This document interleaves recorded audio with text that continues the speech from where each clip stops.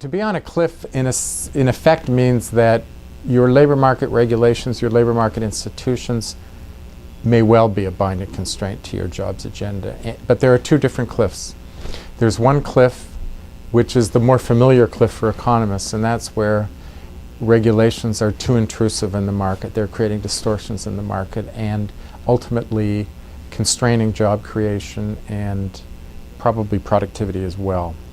And that overregulation cliff can be a problem in some countries and would call for reforms that would try to remove the distortions that all of this regulation may be creating. And this is, as I mentioned, the one that economists are more familiar with.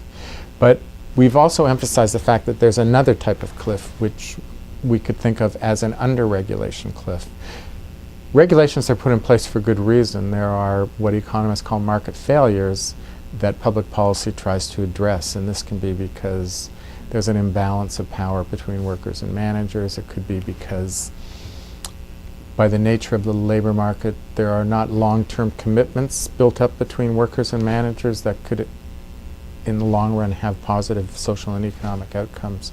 So these kinds of market failures are intended to be corrected through regulation, and if you have not enough regulation or really ineffective regulation, you may not get the kind of societal benefits that a good set of regulations might have.